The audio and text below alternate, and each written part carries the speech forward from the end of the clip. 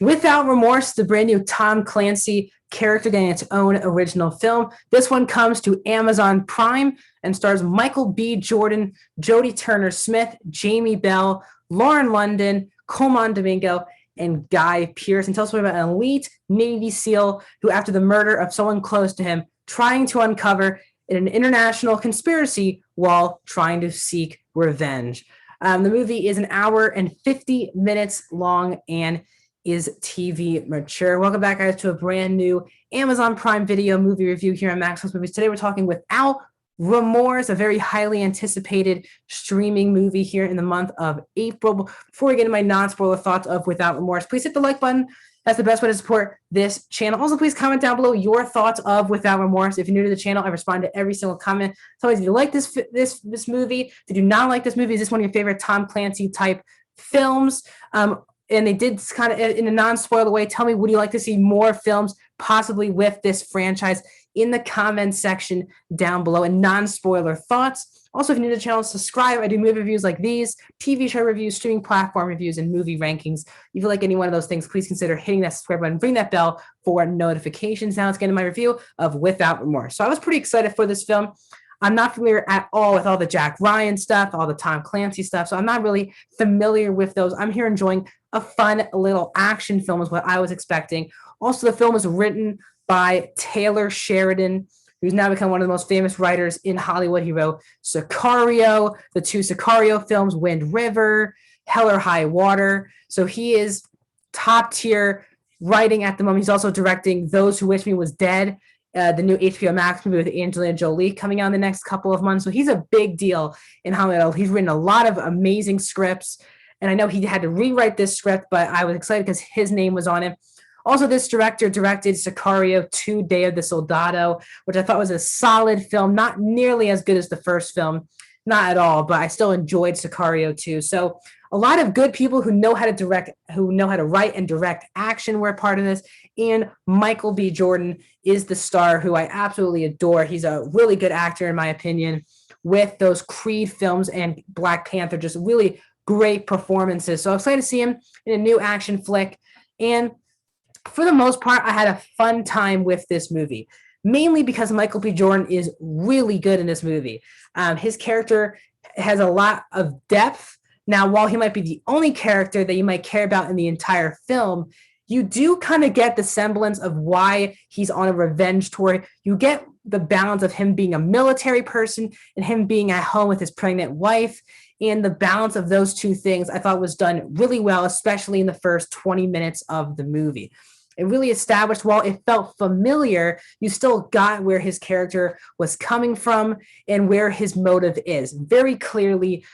And I thought that they nailed that in the first act of the film, which I actually thought was quite solid. Michael B. Jordan is really good in the movie. As I said, he balances both those things. He has great action choreography, and he makes the movie watchable in scenes that might not be that good at all. But he really, for the most part, is fun. And I also want to say, there's a lot of action in the movie. And I don't know if the film feels, and the film also has a lot of exciting choreography that's clearly directed. There isn't a lot of quick cuts, so you can kind of see all the choreography take place. And a lot of the gunfire shots felt very old school, which I kind of liked about the film. And I also liked that it was a military person who maybe wasn't just a PTSD guy going through things. He actually, while he might have had that, you really don't get that, which I feel like is every military type action film. It has something to do with PTSD. So it's kind of exciting that we didn't really get that storyline that much in the film. As well, he also has good chemistry with his other cast members.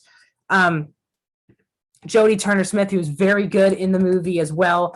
She doesn't get enough to do, but she is very good in the film, and she has good chemistry with Michael B. Jordan in the film.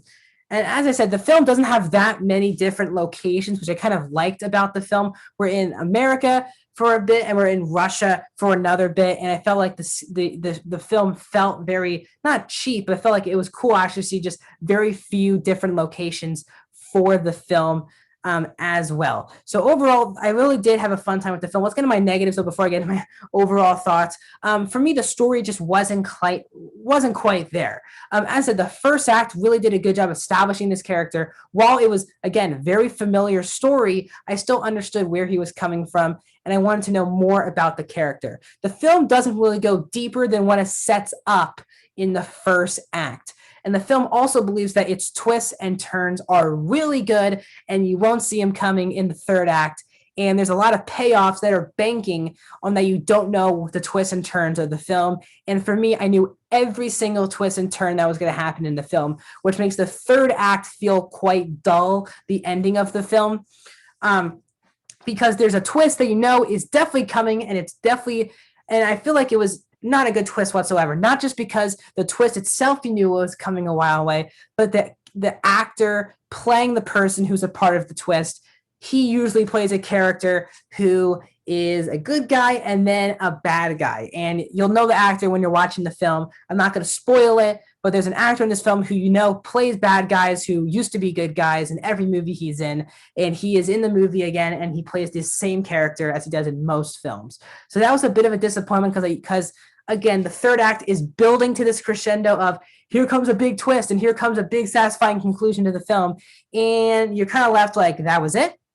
And that is a disappointment from the script, especially from a Taylor Sheridan, who is such a great writer.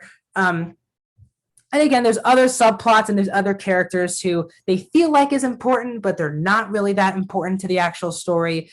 Jamie Bell, for the first two acts of the film, I really didn't like his character. He kind of turned around in the third act, but you can kind of see what was going on with his character coming a mile away as well. So again, overall, guys, the story isn't quite there. It was really trying to build to this big twist or turn.